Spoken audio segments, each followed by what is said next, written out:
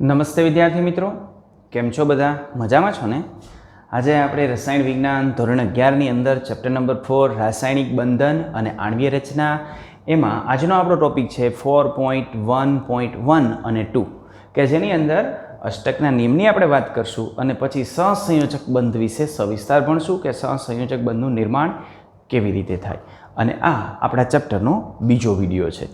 તો ચાલો સૌ પ્રથમ આપણે વાત કરીએ અષ્ટકના નિયમની. તો અષ્ટકનો નિયમ કોસેલ અને લુઈઝે 1916ની અંદર જે પરમાણુઓ છે એ પરમાણુઓ વચ્ચે રાસાયણિક સંયોગીકરણના અગત્યનો સિદ્ધાંત વિકસાવ્યો હતો. એની આપણે ચર્ચા કાલે કરી ગયા. કોસેલ અને લુઈસ બંનેનો આપણે અલગ અલગ ભણ્યા હતા, બરાબર. અને એને આ જે રાસાયણિક સંયોગીકરણનો સિદ્ધાંત જે વિકસાવેલો ને એ કોને આધારે સમજાવેલો? ઇલેક્ટ્રોનને આધારે. સંયોજકતા કક્ષકના જે ઇલેક્ટ્રોન છે ને એને આધારે સમજાવેલો. એટલે આ સિદ્ધાંતને રાસાયણિક બંધનનો ઇલેક્ટ્રોનીયવાદ તરીકે પણ આપણે ઓળખીએ છીએ, કારણ કે બંધનની સૌ પ્રથમ જે રજૂઆત છે એ ઇલેક્ટ્રોનની સાપેક્ષમાં કરવામાં આવેલી હતી. ઓકે, એટલે આપણે એને ઇલેક્ટ્રોનીયવાદ તરીકે પણ ઓળખીએ છીએ. તો આ લુઈસ અને કોસેલનો જે અભિગમ છે એ અભિગમને આધારે આપણે વાત કરીએ તો એની અંદર શું થતું હતું? તો એની અંદર એક પરમાણુમાંથી બીજા પરમાણુમાં ઇલેક્ટ્રોનનું સ્થળાંતર થતું હતું. જો સ્થળાંતર થાય તો એક ઇલેક્ટ્રોન આપે અને એક ઇલેક્ટ્રોન સ્વીકારે. એટલે અષ્ટક પ્રાપ્તિ કરવાની એક રીત હતી કે એની અંદર સ્થળાંતર થાય, એક આપી દે અને એક સ્વીકારી લે. અને બીજી રીત એ હતી કે એ બંને ભાગીદારી કરે. સંયોજકતા ઇલેક્ટ્રોન છે એ સંયોજકતા ઇલેક્ટ્રોનની શું કરે? ભાગીદારી કરે. અને આ ભાગીદારી કરી અને તેમની સંયોજકતા કોષનું જે અષ્ટક છે એ અષ્ટક પૂર્ણ બનાવી લે, બરાબર. તો આ બંને લુઈસ અને કોસેલની અંદર શેની વાત હતી? અષ્ટક બનાવવાની વાત હતી, અષ્ટક કમ્પ્લીટ કરવાની વાત હતી. તો આ જે અષ્ટક કમ્પ્લીટ કરવાની જે વાત છે એને આપણે કહીએ છીએ અષ્ટકનો નિયમ. Okay, ready? ચલો હવે આપણે સહસંયોજક બંધની અંદર આગળ વધીએ. તો આ સહસંયોજક બંધ છે, સહસંયોજક બંધ કેવી રીતે આપણે સમજાવી શકીએ? તો ચલો સહસંયોજક બંધ. તો દેખો, સૌ પ્રથમ 1919ની અંદર જે લેંગમૂર એને જે લુઈસની જે ધારણા હતી ને એ લુઈસની ધારણામાં સુધારા વધારા કર્યા. લુઈસ અને કોસેલે જે પોતાનો અભિગમ રજૂ કર્યો હતો ને એમાં લુઈસનો જે અભિગમ હતો એ અભિગમની અંદર આ જે લેંગમૂર છે એ લેંગમૂરે એની અંદર થોડાક સુધારા વધારા કર્યા. ક્યારે? 1919ની અંદર લેંગમૂરે એને શું સુધારા કર્યા? તો પહેલું તો એને એ કીધું કે અષ્ટકની સ્થાયી સમઘનીય રચનાઓ છે ને એને ફગાવી દીધી. લુઈસે શું કીધું હતું? કે 8 ઇલેક્ટ્રોન હોય. ક્યાં હોય? સમઘનના ખૂણા ઉપર. એટલે અષ્ટકની સ્થાયી રચનાની અંદર જે સમઘનની વાત હતી ને સમઘનની વાત એને ફગાવી દીધી અને તેને બદલે એને સહસંયોજક બંધ એવો પર્યાય જે છે એ વાપરો. લુઈસ શું કહેતો હતો?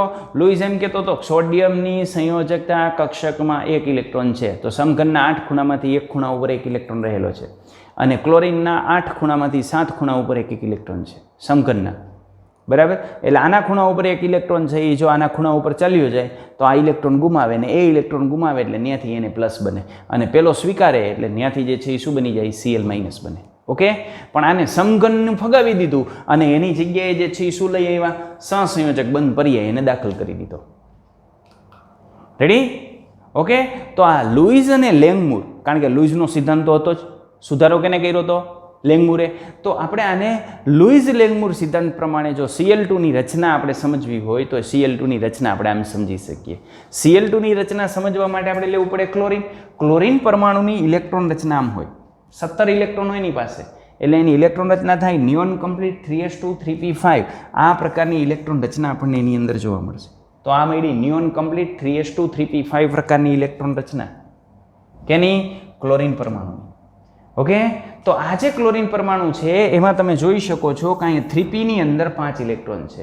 હવે જો એ 1 ઇલેક્ટ્રોન સ્વીકારી લે તો એની ઇલેક્ટ્રોન રચના આર્ગોન જેવી છે, કારણ કે અત્યારે આર્ગોન કરતાં એની પાસે 1 ઇલેક્ટ્રોન ઓછો છે અને આ 1 ઇલેક્ટ્રોન ઓછો છે એટલે ક્લોરિનના અણુની જ્યારે રચના સમજીએ તો એ રચનાની અંદર દરેક ક્લોરિનનો પરમાણુ 1 ઇલેક્ટ્રોન યુગ્મની ભાગીદારી કરશે અને આ 1 ઇલેક્ટ્રોનની ભાગીદારી કરે ને એ ભાગીદારીના ઇલેક્ટ્રોન બંનેના ગણાય, બરાબર. બંનેના ગણાય એટલે બંને ક્લોરિન પરમાણુ 1 ઇલેક્ટ્રોનની ભાગીદારી કરી અને એક સહિયારી જોડ બનાવશે અને આ જે સહિયારી જોડ બને છે એનાથી ક્લોરિનના પરમાણુનું જે બાહ્ય કોષ છે એ બાહ્ય કોષ સંપૂર્ણ ભરાઈ જશે, યાની અષ્ટક પ્રાપ્તિ કરશે અને નજીકનો જે નિષ્ક્રિય વાયુ ઉમદા વાયુ આર્ગોન છે એના જેવી ઇલેક્ટ્રોન રચના એ પ્રાપ્ત કરશે. ચાલો એનું બંધારણ આપણે જોઈએ તો આ રીતે એનું બંધારણ દર્શાવી શકીએ. અહીં જે ક્લોરીન છે એ ક્લોરીનની સંયોજકતા કક્ષકમાં 7 ઇલેક્ટ્રોન હોય. આ 7 ઇલેક્ટ્રોન રેડી.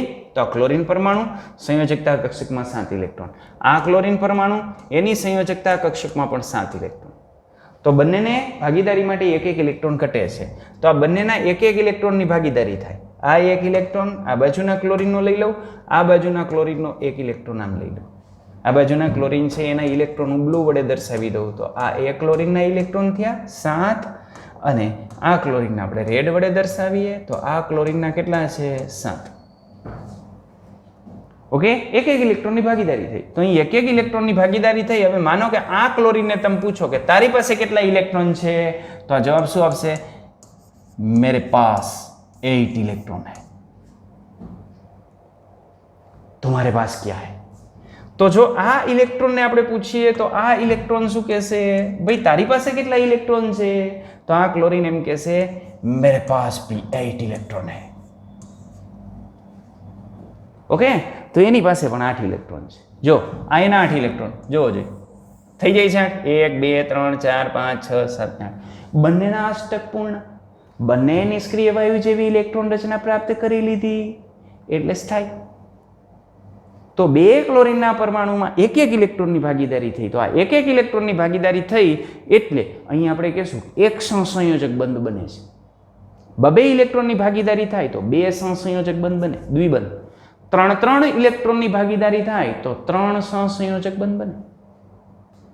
ઓકે, પણ અહીં અત્યારે આપણે આની વાત કરીએ તો આ ક્લોરીનમાં એક એક ઇલેક્ટ્રોનની ભાગીદારી થાય છે અને આ એક એક ઇલેક્ટ્રોનની ભાગીદારી થઈ અને એ નિષ્ક્રિય વાયુ આર્ગોન જેવી ઇલેક્ટ્રોન રચના પ્રાપ્ત કરે છે. અહીં જે આપણે બિંદુ દર્શાવેલા છે બિંદુ શું દર્શાવે છે? ઇલેક્ટ્રોન દર્શાવે છે. અને આવા સંયોજકતા કક્ષકના ઇલેક્ટ્રોનને જ્યારે પરમાણુની સંજ્ઞાની આજુબાજુ બિંદુ તરીકે દર્શાવવામાં આવે તેને આપણે કહીએ છીએ લુઈસ રચના. ઓકે, તો આને આપણે ઓળખીએ છીએ લુઈસ રચના તરીકે. માનો કે બીજા કોઈ પણ પ્રકારના અણુ હોય એના માટે જો આપણે લુઈસ બિંદુ રચના લખવી હોય ને તો એના માટે પણ લખી શકીએ. પછી ભલે ને એ જે અણુ બને છે એની અંદર સંયોજાતા પરમાણુ એક સરખા હોય કે જુદા જુદા હોય. તમે Cl2 માટે લખ્યું તો અહીંયા Cl2 ની અંદર સંયોજાતા જે બે પરમાણુ છે એ બંને પરમાણુ કેવા હતા? સરખા હતા. બરાબર, તો શું HCl માટે ન લખી શકાય? લખી શકાય ને ભાઈ. Okay, ready? ચલો આપણે ત્યાંથી આગળ ભાગીએ. ચલો ચલો ચલો. આના માટે જરૂરી શરતો શું? એવી કઈ જરૂરી શરતો છે સહસંયોજક બંધ બનવા માટે? તો સહસંયોજક બંધ બનવા માટેની જરૂરી શરતોની આપણે વાત કરીએ તો પહેલી શરત, આમાં જે દરેક બંધ બને છે ને એ દરેક બંધ પરમાણુ વચ્ચે ઇલેક્ટ્રોનની જે ભાગીદારી થાય છે ને એનું પરિણામ છે. એટલે ઇલેક્ટ્રોનની ભાગીદારીનું એ પરિણામ છે. દરેક સંયોજાતો જે પરમાણુ છે એ પરમાણુ ભાગીદારી યુગ્મોને ઓછામાં ઓછો એક ઇલેક્ટ્રોન આપે. આ ભાગીદારી યુગ્મોને બંનેનો એક એક ઇલેક્ટ્રોન, યાની ઓછામાં ઓછો એક. જો એક એમ કે હું 0 આપીશ તો ન ચાલે. બરાબર, એટલે ભાગીદારી માટે ઓછામાં ઓછો એક તો આપવો જ પડશે, યાની ઓછામાં ઓછો એક ઇલેક્ટ્રોન આપે છે. ઇલેક્ટ્રોનની ભાગીદારીના પરિણામ રૂપે સંયોજાતા જે પરમાણુઓની બાહ્ય કોષ છે એ ઉમદા વાયુ જેવી રચના ધારણ કરે છે. ક્લોરીને શું કર્યું? એક એક ઇલેક્ટ્રોનની ભાગીદારી થઈ. અને જો એક એક ઇલેક્ટ્રોનની ભાગીદારી થાય તો એનાથી શેનું નિર્માણ થયું? શેનું નિર્માણ થયું? એક એક ઇલેક્ટ્રોનની ભાગીદારી થઈ તો એક એક ઇલેક્ટ્રોનની ભાગીદારી થઈ અને આ ઇલેક્ટ્રોનની ભાગીદારીથી ઉમદા વાયુ જેવી ઇલેક્ટ્રોન રચના એને ધારણ કરી. આમ પાણી અને કાર્બન ટેટ્રાક્લોરાઇડની આપણે વાત કરીએ તો એના અણુ આપણે જો દોરવા હોય તો એમાં સહસંયોજક બંધ આપણે આવી રીતે દર્શાવી શકીએ. આવો પાણી અને કાર્બન ટેટ્રાક્લોરાઇડ જે છે એના સહસંયોજક બંધ આપણે જોઈએ. ચાલો, પાણીનું બંધ આપણે દોરવો હોય તો પાણી એટલે એમાં આવે ઓક્સિજન. પાણીનું અણુસૂત્ર થાય ઓક્સિજન. આ ઓક્સિજન એની સંયોજકતા કક્ષકમાં 6 ઇલેક્ટ્રોનો, 1 2 3 4 5 અને 6. બરાબર. હવે અષ્ટક પ્રાપ્ત કરવા માટે 2 ઇલેક્ટ્રોન ઘટે છે. તો એ 2 ઇલેક્ટ્રોન ઘટે છે એટલે એ શું કરશે? હાઇડ્રોજન સાથે ભાગીદારી કરશે. આ હાઇડ્રોજનનો એક ઇલેક્ટ્રોન, આ હાઇડ્રોજન એનો એક ઇલેક્ટ્રોન, આમ ભાગીદારી કરે.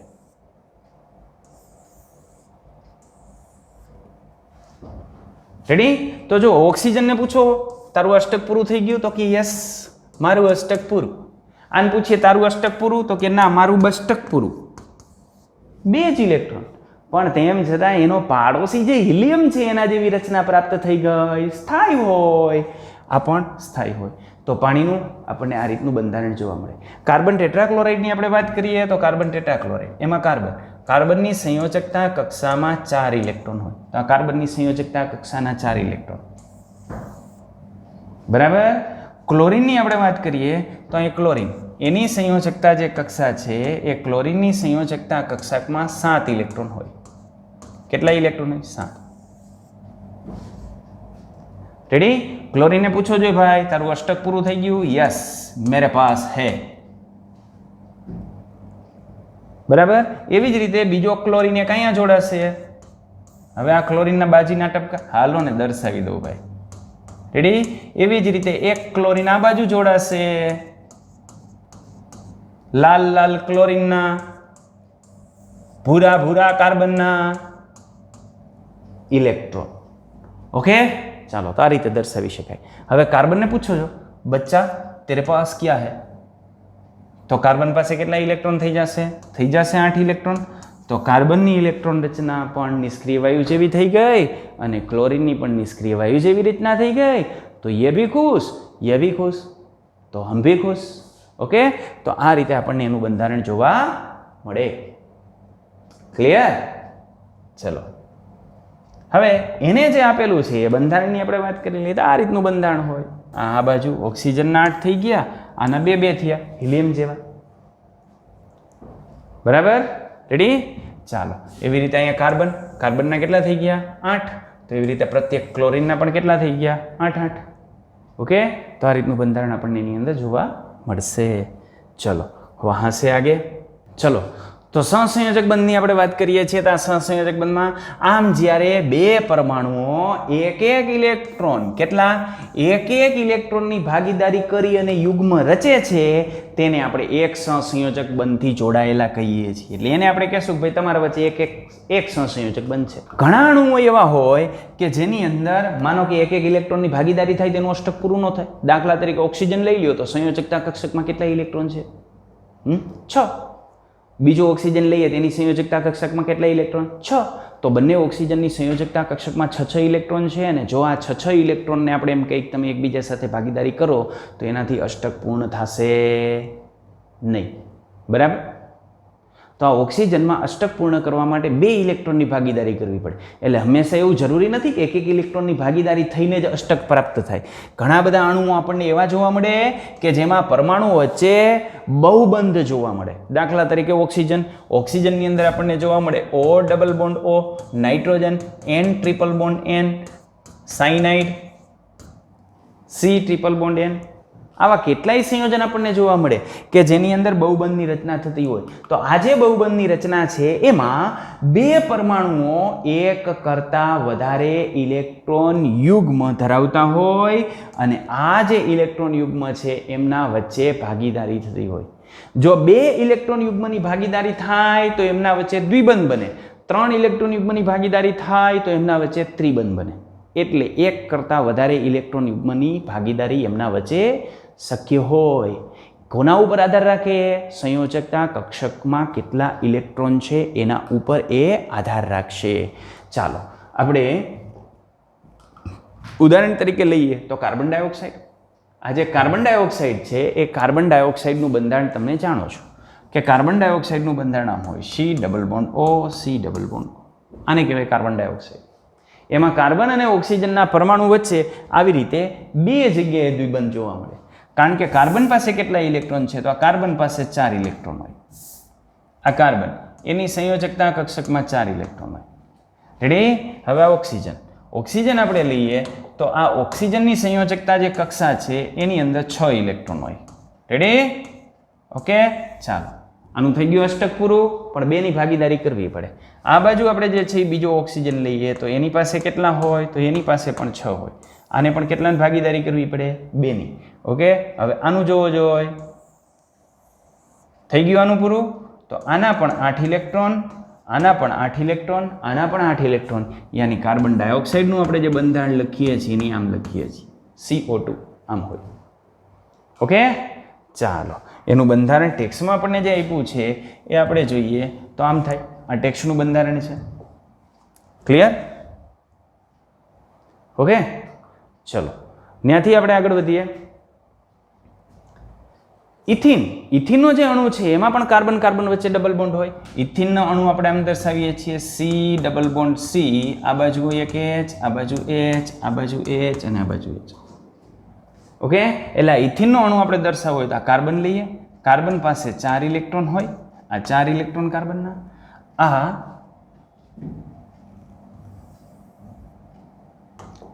આ બીજો કાર્બન હું લઈ લઉં.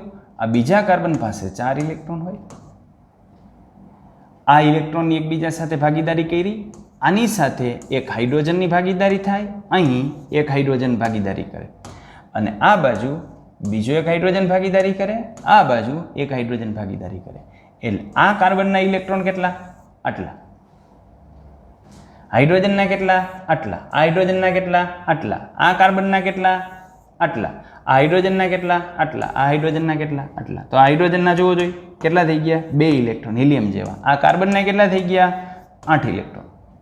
રેડી? તો એનું બંધારણ આપણે દર્શાવવું હોય તો આમ દર્શાવી શકીએ. કાર્બન કાર્બન વચ્ચે દ્વિબંધ, carbon hydrogen single, carbon hydrogen single, carbon hydrogen single, carbon hydrogen single. Okay, ટેક્સનું આપણે બંધારણ દર્શાવવું હોય તો ટેક્સનું બંધારણ આપણે આમ દર્શાવી શકીએ. આ ટેક્સનું બંધારણ છે. ક્લિયર? ઓકે, ચલો. તો દ્વિબંધ આપણે આવી રીતે બતાવી શકીએ. હવે જ્યારે જો સંયોજતા પરમાણુની અંદર 3 ઇલેક્ટ્રોનની જો ભાગીદારી થતી હોય, કેટલા ઇલેક્ટ્રોન? 3 ઇલેક્ટ્રોનની ભાગીદારી થાય તો એનાથી શું રચાય? તો એનાથી ત્રિબંધ રચાય. 1 ઇલેક્ટ્રોનની ભાગીદારી સિંગલ બોન્ડ, 2 ઇલેક્ટ્રોનની ભાગીદારી ડબલ બોન્ડ, 3 ઇલેક્ટ્રોનની ભાગીદારી ટ્રિપલ બોન્ડ. તો આની અંદર ટ્રિપલ બોન્ડ રચાય છે. N2 ની અંદર આપણને આવો ટ્રિપલ બોન્ડ જોવા મળે. તો N2 ની અંદર 2 નાઇટ્રોજન પરમાણુ એકબીજા સાથે ટ્રિપલ બોન્ડથી જોડાયેલા હોય અને આવું બીજું જોવા મળે ઇથાઇન વાયુની અંદર. દાખલા તરીકે નાઇટ્રોજન, તો નાઇટ્રોજનમાં આમ હોય.